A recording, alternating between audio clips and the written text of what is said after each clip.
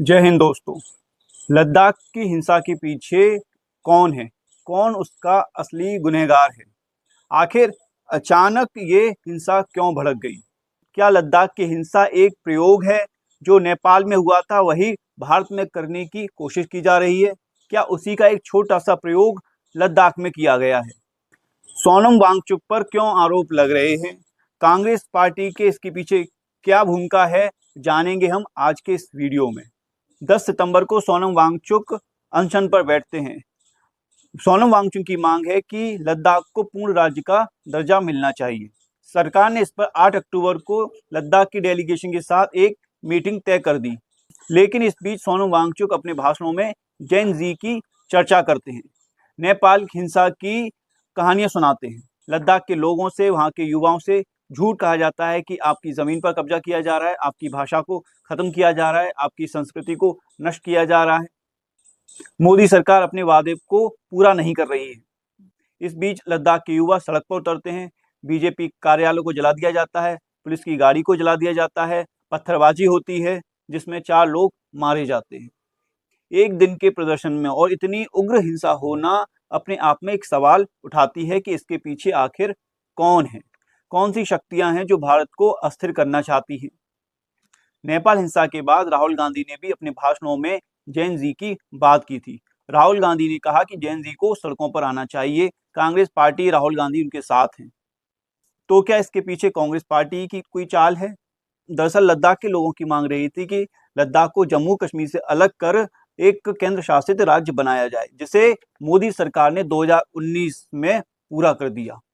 5 अगस्त 2019 को मोदी सरकार ने जम्मू कश्मीर से धारा 370 को हटाया था और उसी दिन लद्दाख को केंद्र शासित राज्य भी घोषित कर दिया। सोनम वांगचुक ने ट्वीट करते हुए कहा था कि सरकार ने लद्दाख के लोगों की 30 साल पुरानी मांग को स्वीकार कर लिया है। उन्होंने प्रधानमंत्री मोदी को और अमित शाह को धन्यवाद भी किया था। अब सवाल उठता है कि अचानक ये पूर्ण राज्य की मांग क्यों आ गई, जबकि जो लद्दाख की मांग थी कि उसको एक केंद्र शासित राज्य बनाया जाए वो पूरा हो चुका था।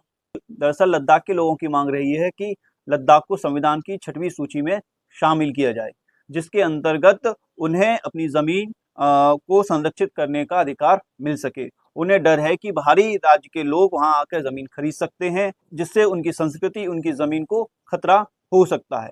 और इसी सिलसिले में सरकार लद्दाख के लोगों से, वहां की डेलीगेशन से लगातार संपर्क में है, बात कर रही है। और 8 अक्टूबर को सरकार ने इसी पर एक विशेष मीटिंग भी रखी थी, लेकिन इसी बीच हिंसा हो जाती है। तो सवाल तो उठता है कि जब सरकार बात करने को तैयार थी, सब कुछ ठीक चल रहा था, तो अचानक ये हिंसा क्यों उठी? सरकार ने सोनम वांगचुक के एनजीओ की जांच करने के आदेश दे दिए हैं। सोनम वांगचुक के एनजीओ को मिलने वाली विदेशी फंडिंग की सरकार जांच कर रही है। सरकार पता लगा रही है क्या सोनम वांगचुक के पीछे कोई विदेशी शक्ति है।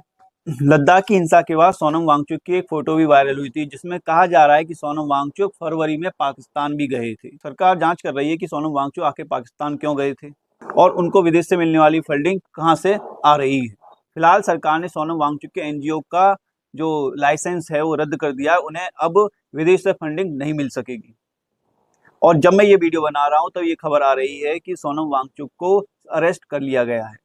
इसका मतलब ये है कि कहीं ना कहीं सोनम वांगचुक के खिलाफ पुख्ता सबूत हैं, वरना सरकार इतना बड़ा कदम नहीं उठाती कि सोनम वांगचुक को गिरफ्तार करना कितना बड़ा खतरा हो सकता है, वहां के लोगों को भड़काया जा सकता है। लेकिन सरकार के पास कहीं ना कहीं पुख्ता सबूत होंगे, ठोस आधार होगा, तभी सरकार ने सोनम वांगचुक को गिरफ्तार करने का फैसला किया है। अब आगे क्या होगा ये तो हमें कुछ ही दिन में पता चल जाएगा, लेकिन ये तय है कि इसके पीछे कहीं ना कहीं विदेशी ताकतें हैं जो भारत को अस्थिर करना चाहती हैं। भारत में भी बांग्लादेश और नेपाल जैसे हालात उत्पन्न करना चाहती हैं, और इसके पीछे सबसे बड़ा मकसद है प्रधानमंत्री नरेंद्र मोदी को सत्ता से हटाना और एक कठपुतली सरकार भारत में स्थापित करना। इसलिए हमें दोस्तों भारत के लोगों को एकजुट रहना होगा, हमें अपनी आवाज को उठाना होगा। ऐसी विदेशी ताकतों के खिलाफ हमें एकजुट रहने की आवश्यकता है। किसी प्रकार की हिंसा का हमें समर्थन नहीं करना चाहिए, हमें किसी प्रकार के उकसावे में नहीं आना चाहिए।